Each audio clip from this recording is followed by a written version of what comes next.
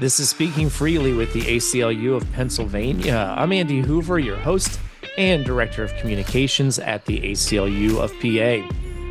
Donald Trump will be the next president of the United States, and based on his first turn as president and his rhetoric in this most recent campaign, we know that he and his cronies are a clear and present danger to our most basic freedoms and to democracy itself.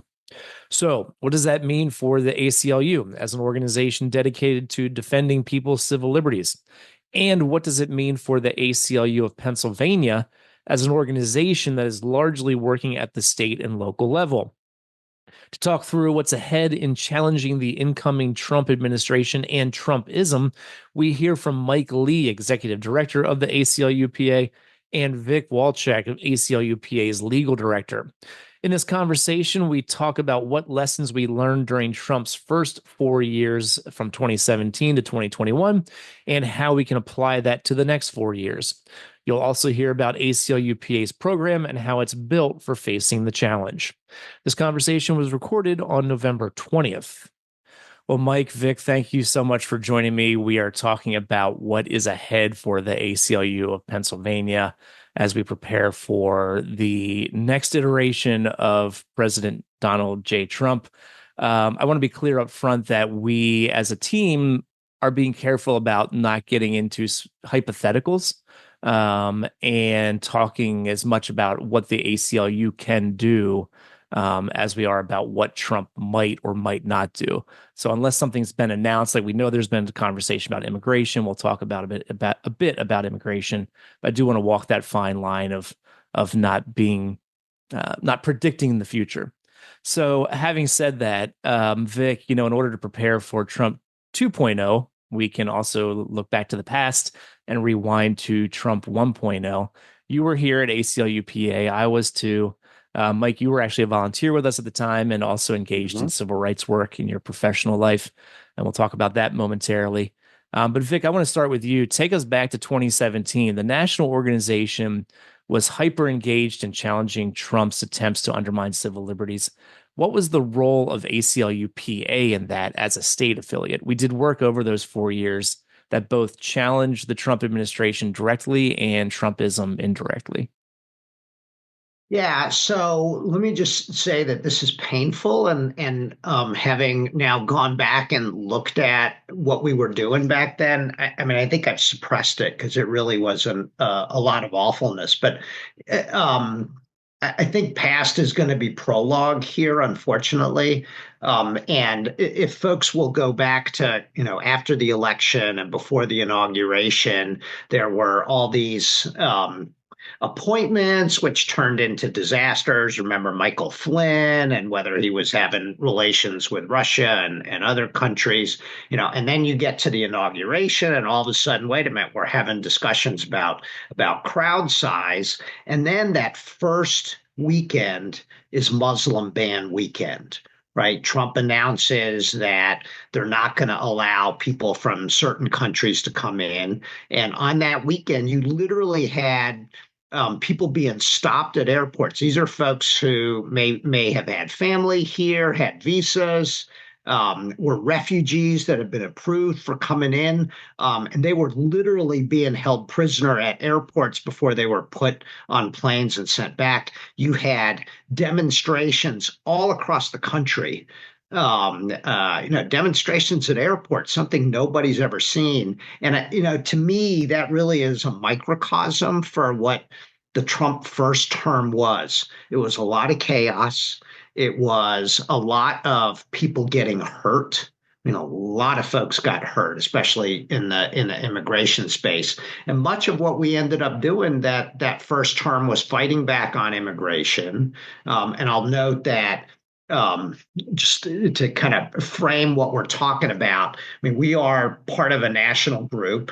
We have fantastic folks at the national office who specialize in things like immigrants' rights, LGBTQ, reproductive freedom, free speech, right? All the issues that were being being tackled in the first term and which inevitably are going to come up now. And when you have big policy changes or, trying to pass new laws, the national office takes the lead on that.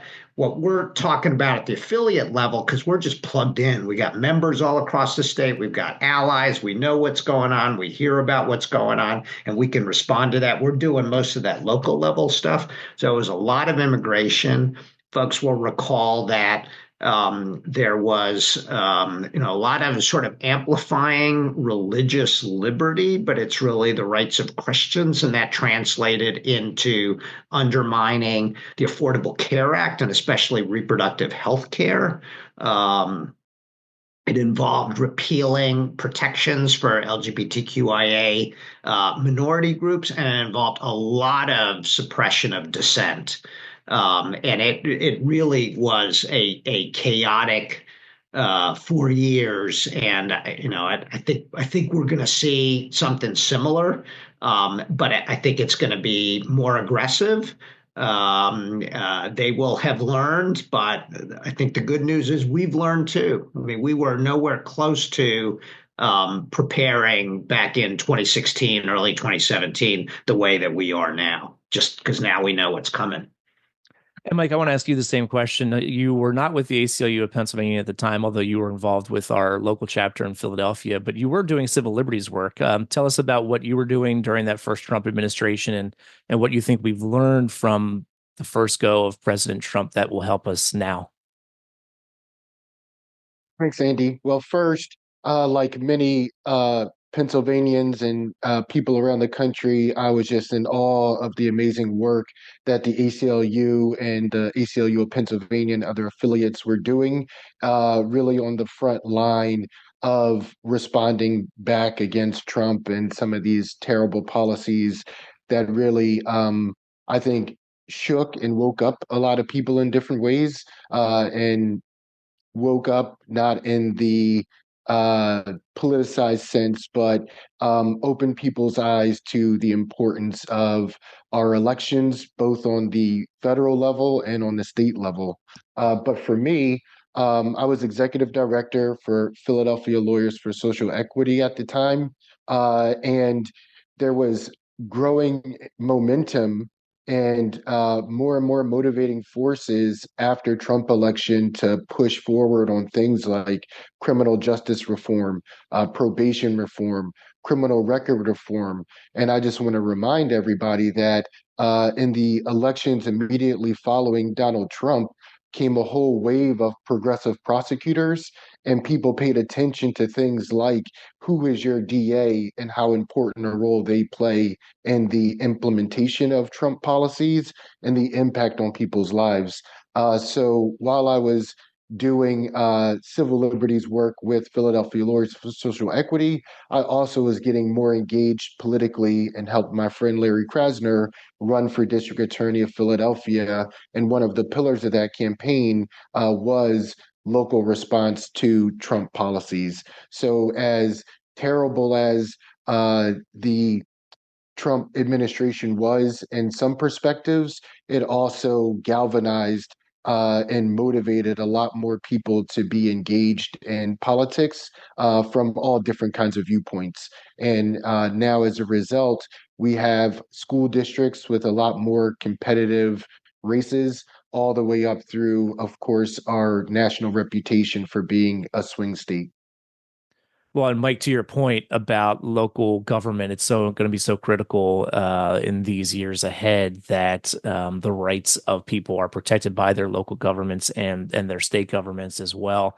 And this is probably another podcast episode, but there were progressive prosecutors around the country who won in this past election, and there's a DA's race in Philadelphia next year. So again, not today's topic, but that may be a topic for future discussion.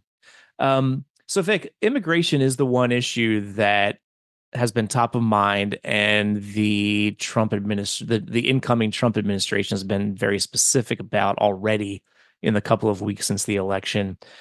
Trump has said definitively that he intends to carry out what he calls mass deportations. He said that he'll declare a national emergency so he can deploy the military to do that. The ACLU does not do direct representation in immigration cases, but we do engage when there are constitutional principles at stake, especially if it can have impact beyond the person we're representing. So, with that in mind, what is the legal team preparing for in dealing with Trump's approach to immigration? It's a lot.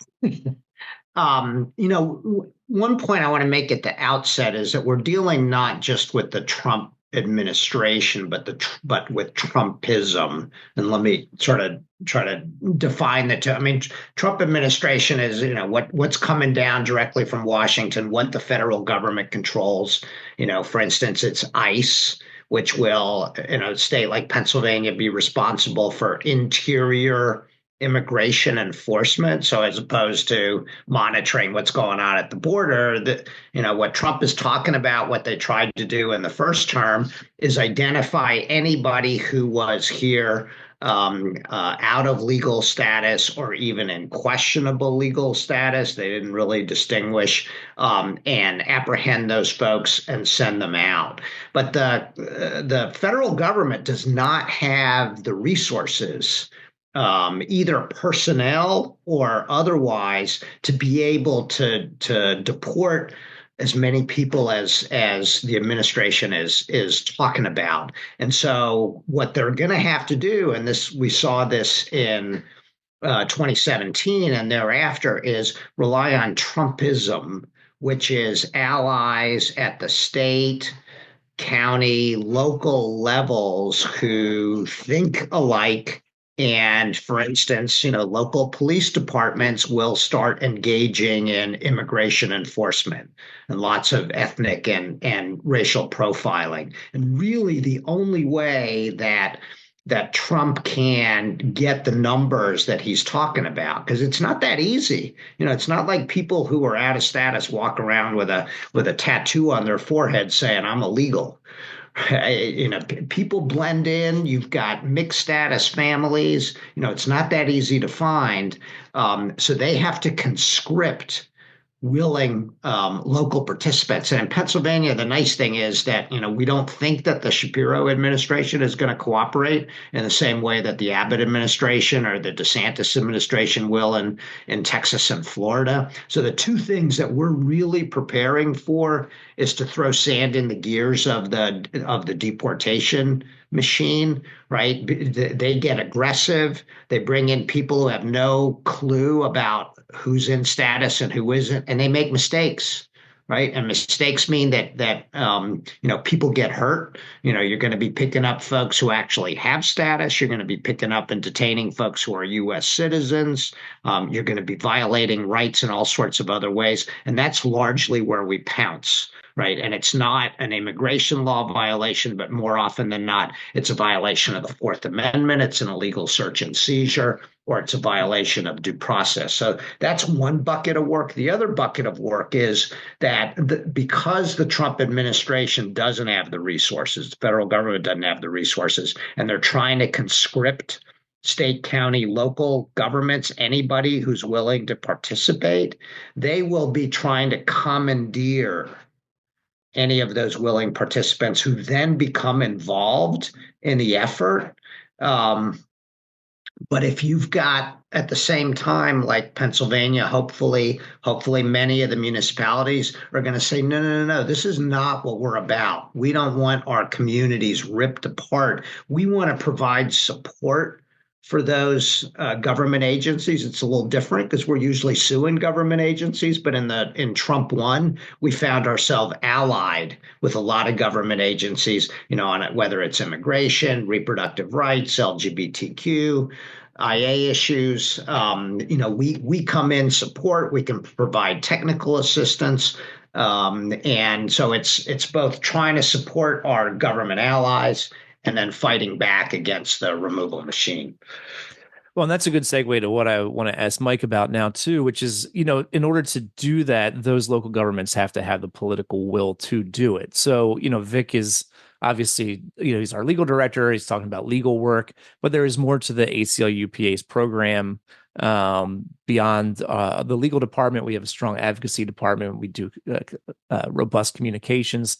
So, Mike, what do you want ACLU members and anyone else listening to this to know about ACLU-PA's program as we get ready for the next 4 years? Thank you, Andy. And this will be integrated advocacy uh, next few years as we respond to what Vic so aptly describes as Trumpism. Uh, and I think the political will is still there. And in Pennsylvania, there were many people who voted for one party and many people who voted for the other party, right? And what we're focused on in the ACLU of Pennsylvania is continuing some of the great power building and relationship building that we've done over the last 2 years under our current strategic plan. When you look at the local rule and local power of governments in Pennsylvania, it's important to know that there's 67 counties that control different aspects of government and life. And we really narrowed in the last year on local county rules as it relates to voting, but that same local rule exists in other aspects of our civil government and life. One thing we're really excited about is using our platform to provide accurate, nonpartisan information. And one of those projects that we've begun a few months ago, is around narrative change. And we polled hundreds of Pennsylvanians around election time with questions around language of solution-based responses to current problems like immigration and public safety, and used generic Republican said this, generic Democrat said this. And the prevailing theme is that people want solutions, right? And at the ACLU of Pennsylvania, we want to make sure that elected officials know that people want solutions, and we want to be able to be a conduit to connect the people most impacted who likely have the solutions with the people who have the power to effectuate that change, which is usually elected officials. And whether that be on the municipal level, the county level, or the state level. But there's also 67 counties. So it's not realistic for us to think that we're going to be able to influence each one of these 67 counties. But I do want people who share ACLU values to know that if you live in a county where you feel like your values and views aren't represented, we're still there for you. Or more importantly, if your civil liberties have been violated in one of these counties, we're still there for you as well. So even though we won't be everywhere all the time, we are committed to making sure that we're the conduit for change and bring this solution-based messaging to all impacted groups. Yeah, we actually did a podcast episode on that project. Definitely encourage folks to go back and listen to it. And I think that work is going to continue. It's going to have to continue in one form or another.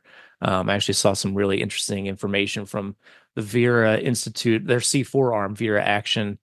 Just yesterday, they did some polling right before the election on public safety and immigration, and found the same things we found, that people really want solutions that improve people's lives. Um, so, Vic, I know we said that we're not going to speculate on what Trump will do, so I'm going to walk a fine line here. But what other civil liberties issues are part of ACLU-PA's preparation for the new administration? You've actually mentioned a couple of them. But for example, I know you flagged free speech and dissent as one area of focus. So what? I'm going to come back to the Trump and Trumpism, right? Because so much of there's going to, for instance, they're already talking about rolling back anti-discrimination protections for LGBTQIA folks, right? Those are changes to the extent that there's a legal challenge to that will likely be brought by the national ACLU. But what we're also going to see is that this is being implemented by school districts that may be supportive of what Trump wants to do in certain counties and municipalities. Just I'm thinking about and looking back at the cases we were doing in 2017, 2018, I'd completely forgotten. So there were school districts that immediately tried to implement policies that said that if you're undocumented, you can't go to school. You can't go to public school, and that I mean it's clearly illegal, at least for now, until the Supreme Court potentially reviews that again. But for now, it's still illegal, and that's an area where we pushed back. We got a couple of very sizable school districts in Pennsylvania to not do that, to protect those individuals. There's certainly a lot of issues around the going to be coming up around the schools and students' rights, and it's not just the LGBTQIA community, but it's immigrants, it's Black people. I think of this as DeSantis taking his anti-woke agenda nationally, right? And they're going to be trying to push that, and there are going to be school districts that are going to be sympathetic to that, and they're going to embrace it, and we're going to be here hopefully for those students when the school districts cross the constitutional line. There's going to be challenges, I think, around reproductive health care. Right. I mean, we do live in a state where it's protected, and given the politics, it's unlikely to change in the legislature. The statutory protections are unlikely to change now, but the Trump administration can put restrictions on, for instance, access to the pill. And that is gonna create problems for a whole lot of people. And one of the big things that we saw was that you've got folks who have been in office and are sympathetic to Trump, or are newly in office, and they feel empowered and they feel emboldened, and they're like, okay, we're in control. We're going to do what we want. And our dude's in the White House. And so we got support. And so what we saw is a whole lot of government agencies, whether school districts or police departments or city or county government agencies, saying, hey, you know what? We don't have to really follow the Right to Know Act and disclose all information. We don't need to follow all these niceties about announcing what we're going to do in advance before meetings under the Sunshine Act. Government agencies left and right were suppressing dissent on public websites and in commentary. And the ACLU's made a living on suing people over free speech violations, and I think we're going to see the number of lawsuits we filed and the need for us to file those lawsuits really skyrocket in the coming months. So, as I said earlier, I think it's going to be a lot of issues that are similar to what we saw in Trump 1. But I think they're going to be aggressive. They're going to be bigger, but we're also better and will be more prepared and have the benefit of having learned during Trump 1. And the reason why, I've said a couple times that we're trying to not predict the future or be specific is because we don't want to unnecessarily ramp up people's anxieties. But at the same time, we're not the only ones plugged in. People are paying attention. They know what this guy is about. He has said what he's about. His cronies have said what they're about. And as Vic, you alluded to, we know what the first administration was like. So no matter what we do to try, we can try to lower the temperature, but the reality is there are people out there who are frankly scared. We've heard those phone calls coming into our offices and other affiliates.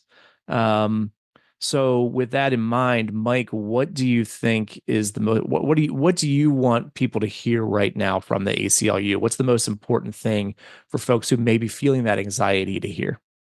Thank you for that question, Andy. And I think it's important to remember, first and foremost, that we live in the digital information age, and it can be very easy to wrap yourself in information that you agree with, and just affirm your viewpoints and values and perspectives at life, right? And one of the nice parts about being people is that we generally need to interact eventually in person. And the unfortunate part about Trumpism is that the discrimination and social norms that used to exist are getting chipped away at the same way in the digital information age, what is a fact or what is truth is slowly and intentionally being chipped away at. And the ACLU of Pennsylvania is a credible messenger, and we will continue to be a nonpartisan, credible messenger because we've have a long history of standing up to discrimination. And at the end of the day, all of these policies and rhetoric is basically just saying it's okay to treat someone differently because you don't like where they're from, you don't like the color of their skin, you don't like how they like to present themselves. And that's how you get standing, right? Is when someone harms you for how you are. And the unfortunate part is all the legal responses Vic is talking about, it requires that harm to create standing to challenge these policies. So as we go through the legal process, because we know these harms are coming, there's so much opportunity for the motivating and organizing and galvanizing that I talked about at the beginning of our conversation for people who believe in shared values of respect and want to restore our social norms or maybe even improve them like we have done throughout our history. And I think we have a very important role to play in the information age. And I look forward to continuing to lift up the voice of impacted people and speak truth to power. All right, guys. Well, this is the hand we're dealt. We've been here once before. It's probably going to look, as Vic has talked about, it's going to look a little bit different, but similar. Maybe history doesn't repeat, but it often rhymes. And this is where we are. But I'm glad that our organization is doing the work we do, and appreciate the conversation today. Thanks, Andy. Thank you, Andy. Thanks, Vic. That's Mike Lee, Executive Director of the ACLU of PA, and Vic Volchek, our Legal Director. Now is a great time to join the ACLU. You can learn more about donating at aclupa.org/join. That brings episode 90 to a close. The editor of Speaking Freely is Natalie Montero. Our opening theme is by Moody Finn, and our closing theme is by Elliot. Both are courtesy of bensound.com. The executive director of the ACLU of Pennsylvania is Mike Lee. I'm Andy Hoover. Until next time, be free.